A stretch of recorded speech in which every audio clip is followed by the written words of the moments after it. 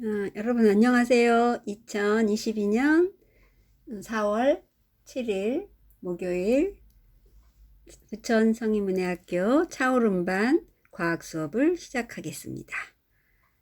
교재는 교육부와 국가평생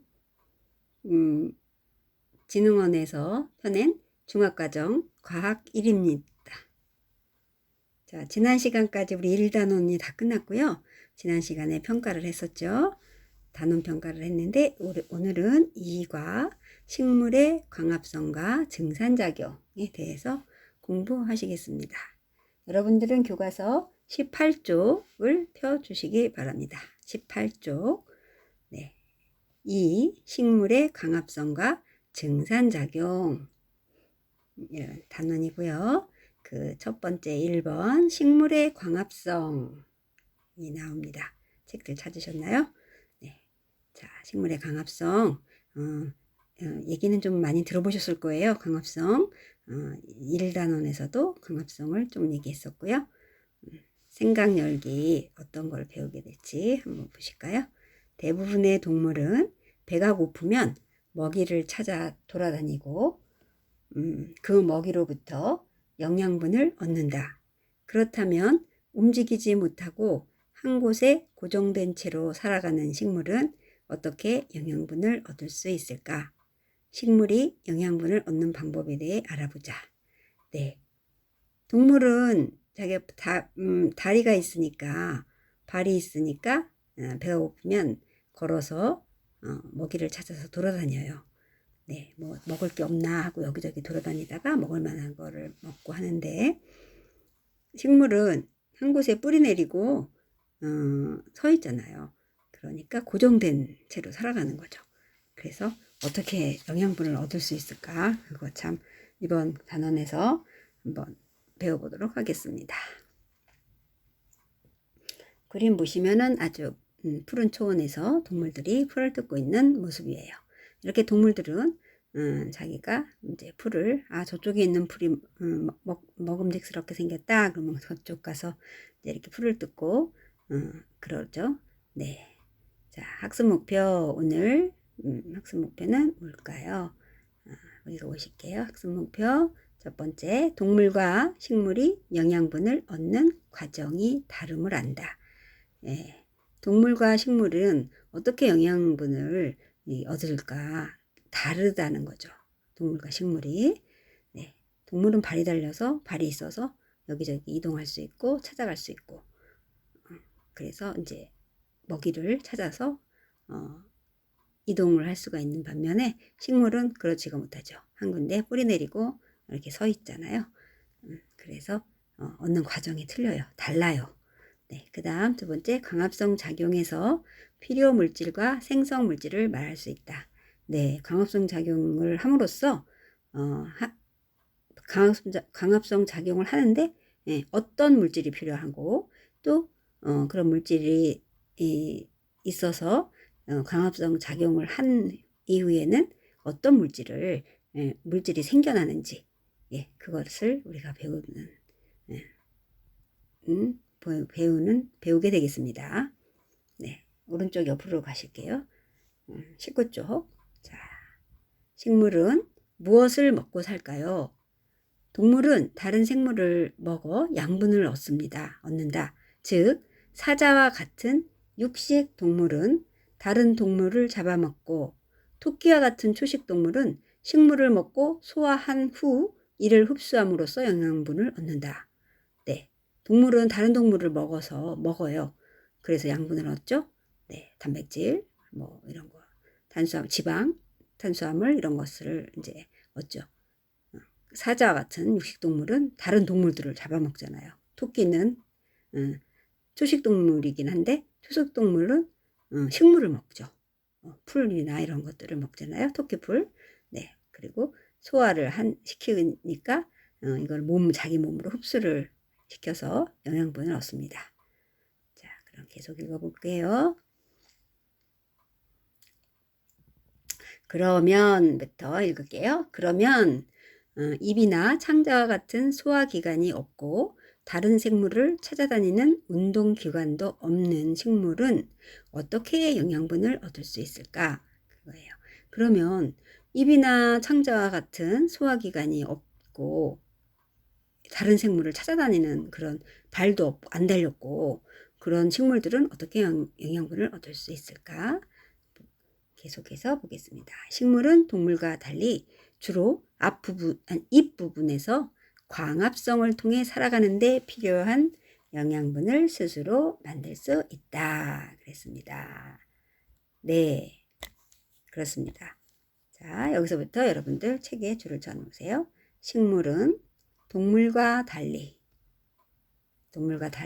주로 잎이 중요하죠. 잎을 통해서 잎 부분에서 광합성을 통해 살아가는데 필요한 영양분을 스스로 만들 수 있다. 네, 영양분을 스스로 만든다. 이렇게 줄을 쳐놓으시면 되겠습니다. 그리고 이제 그 밑에 이제 해바라기 꽃 있죠? 예, 해바라기 꽃이 이렇게 있습니다. 네, 해바라기 꽃이 있어요. 그런데 이제 이곳에 광합성의 원리를 그림으로 설명을 했습니다. 자, 해바라기 꽃이 이렇게 심어져 있습니다. 그런데 자, 보실게요. 네, 햇빛 보이시나요? 햇빛. 네, 햇빛. 네, 햇빛 있죠? 햇빛이 이제 잎으로 햇빛이 쏘입니다. 쪼이고 또 이산화탄소가 있습니다. 그 밑에 이산화탄소 있죠? 네. 자, 햇빛 찾으셨나요? 햇빛 여기 있죠? 햇빛. 네, 태양이 잎으로 이렇게 내려쬐고 있습니다. 그 다음에 이산화탄소 찾아보세요. 이산화탄소 그 왼쪽 그 밑에 있죠? 또 이산화탄소도 잎으로 이렇게 갑니다. 이산화탄소가 있습니다. 그 다음에 그 밑에 보면 물이 있어요. 그쵸? 뿌리에 물이 투입되죠? 네. 그 다음에 오른쪽으로 보시면, 오른쪽에는 그래서 이렇게 물과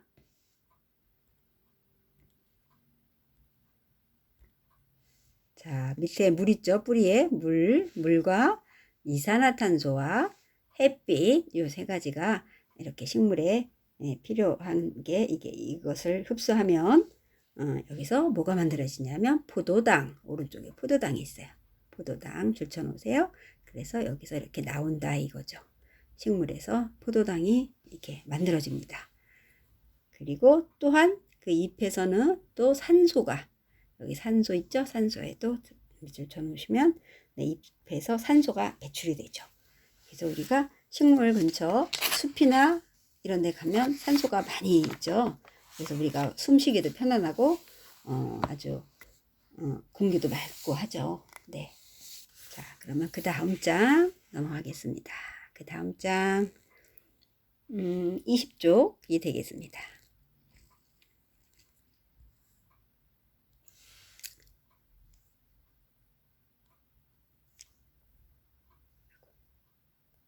음.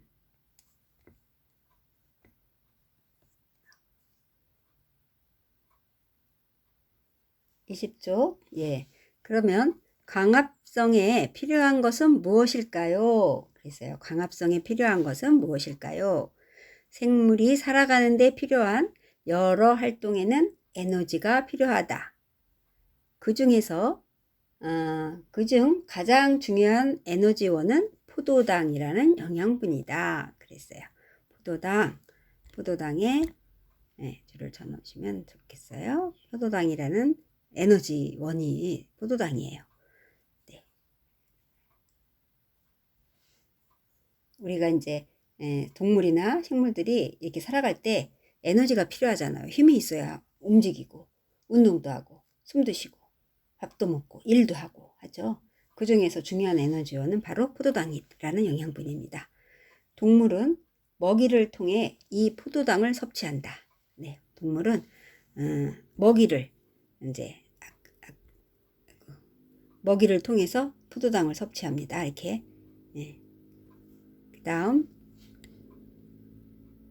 식물은 동물과 달리 광합성을 통해 체내에서 스스로 포도당을 만든다. 그랬어요. 동물과 달리 광합성을 통해 체내에서 스스로 포도당을 만든다. 여기 밑줄 쳐놓으세요. 네, 밑줄 칠게요. 식물은 동물과 달리 광합성이 나오죠. 광합성을 통해 체내에서 스스로 포도당을 만든다.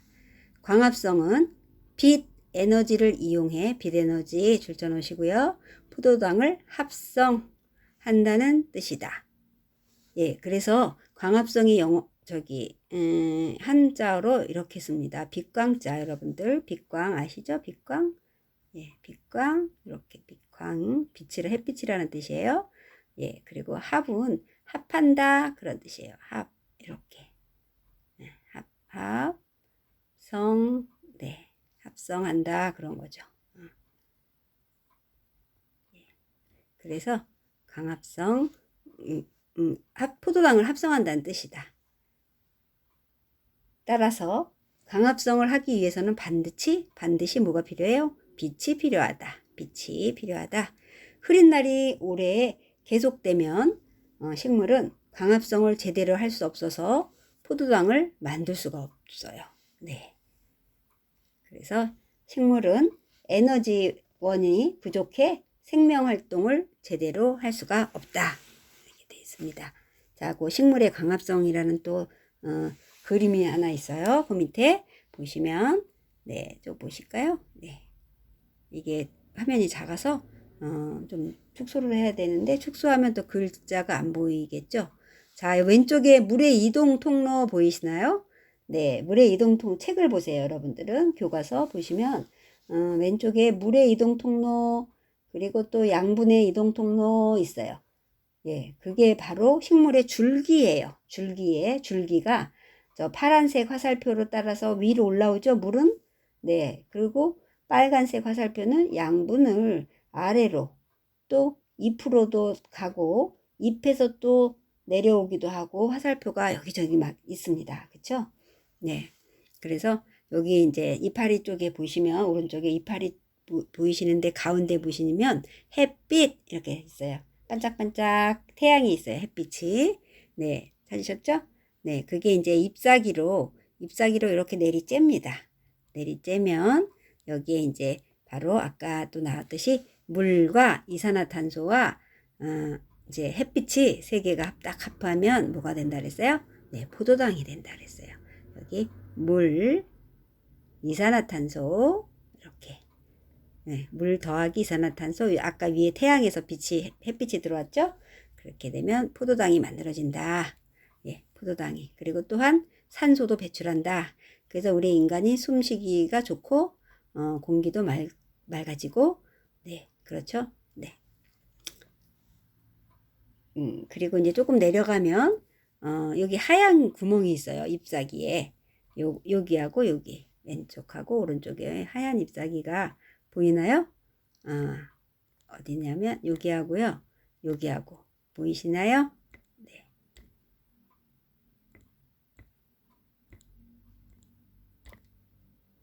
여기 하얀 구멍 여기 있죠. 그리고 여기도 하나 있죠. 예, 여기 바로 기공이에요. 기공. 작은 구멍인데 이거를 통해서 이제 뭔가 이렇게 물이나 흡수되는 거예요. 네, 이산화탄소가 이 구멍을 통해서 흡수되는 거예요. 자, 그 밑에 계속 밑에 보시면 식물의 광합성 그 그림 밑에 계속 읽어보도록 하겠습니다. 자, 광합성을 통해 포도당을 만들기 위해서는 이산화탄소와 물이 필요하다. 이산화탄소는 잎의 뒷면에 있는 작은 구멍, 기공이라고 돼 있죠. 가로 열고 기공으로 흡수되고 물은 뿌리에 가는 털에서 흡수된다. 그랬어요. 물은 그 뿌리로 흡수되고 뿌리에 가는 털에서 흡수되고요. 잎사귀에 있는 작은 구멍, 기공으로 이산화탄소가 흡수된답니다. 자, 그럼 계속 읽을게요. 그 밑에. 자, 광합성은 엽록체라고 불리는 잎에 녹색 알갱이가 일어나기 때문에 녹색 식물은 대부분 광합성을 할 수 있다. 네, 광합성은 어디서 이루어진다고요? 엽록체라고 불리는 잎에 녹색 알갱이. 네, 녹색 알갱이가 있어요. 그래서 녹색 식물들은 대부분 광합성을 할 수 있다. 이거죠. 네. 그래서 엽록체에도 한번 줄쳐 놓으세요. 예, 엽록체 여기 있죠. 엽록체 광합성 이제 엽록체에 녹색 알갱이 예, 녹색 알갱이에서 일어나는 거죠. 광합성이. 네, 그렇게 해서 20쪽까지 읽었고요. 그다음 옆으로 가실게요. 21쪽.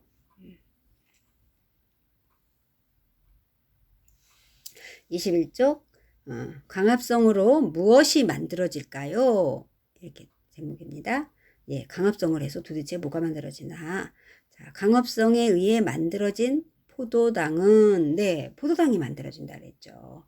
네, 광합성에 의해 만들어진 포도당은 식물의 생명 활동에 쓰이고 네, 이렇게 포도당이 만들어지지 않으면 죽어버리죠. 시들어서 식물도 네, 생명활동에 쓰이고요. 쓰고 남은 것은 포도당이나 녹말 등의 형태로 뿌리, 줄기, 열매 등 각 기관에 저장됩니다. 네, 뿌리로 남는 것은 이제 식물이 이제 자기도 살아야 되잖아요. 거기에 필요한 포도당을 빼놓고 나머지는 여기 뿌리 있죠. 녹말의 형태로 뿌리는 즉 주로 뿌리 식물이 뭐가 있냐면 무가 땅속에 묻히죠. 이 땅속에 뿌리가 자라서 무가 된 거잖아요. 고구마도 마찬가지고요. 예, 그렇게 뿌리 또 줄기가 이렇게 열매가 되는 경우는 감자가 그렇습니다. 줄기가 자라서 감자가 됐어요. 그리고 열매는 곡식이나 과일들을 우리는 열매라고 하죠. 네, 거기에 저장이 된다. 그 소리죠. 등 각 기관에 저장된다. 예. 남는 거는 자기 생명을 유지하기 위해서 쓰이고 나머지는 자, 그다음 이렇게 저장된 양분은 식물이 필요할 때 다시 사용되거나 동물들의 먹이가 되기도 한다. 그랬어요. 네. 즉 동물들의 먹이가 된다는 건 뭐예요? 무나 고구마 사람들이 먹죠. 짐승도 물론 먹는 짐승도 있어요. 줄기, 감자도 먹고요. 열매, 곡식이나 과일도 우리 사람들이 먹잖아요. 그 식물이 자기 활동 쓰고 남은 포도당이에요. 이게 바로. 자, 그다음에 그래서 따라서부터 또 읽을게요. 따라서 광합성을 못하는 환경이 되거나 식물뿐만 아니라 식물을 먹고 사는 초식동물과 초식동물을 먹고 사는 육식동물 아이고 페이지가 확 넘어갔어요. 아이고 죄송합니다.